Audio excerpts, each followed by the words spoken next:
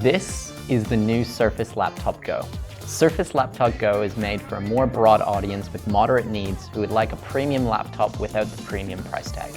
The Surface Laptop Go is pint-sized as far as modern laptops go. With a 12.4-inch touchscreen display, the design closely mimics the larger 13.5-inch or 15-inch Laptop 3. This means that the Surface Laptop Go includes an aluminum top lid, large trackpad, full-size keyboard, and great speakers and mics, so the device itself feels durable, well-engineered, and is ready for Teams calls whether you're in the office or on the go.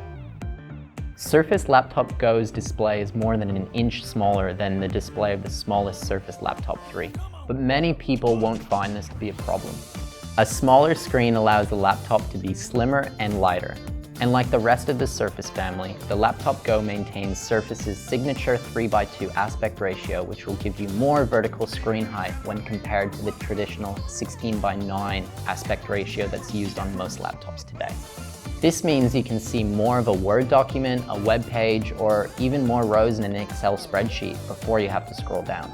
The touchscreen gives the user the ability to interact with touch. However, it's worth noting that the Surface Pen is not supported on this model.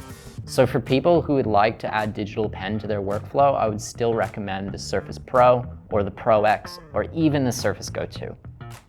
The Surface Laptop Go's port selection is suitable for modern devices without requiring adapters. This also provides a good selection of ports, especially for a laptop of its price and size. The Laptop Go gives you both a USB-A port and a USB-C port, as well as 3.5mm audio jack and Surface connector for docking and charging. This will allow you to plug in pretty much any peripheral that was made in the last few years.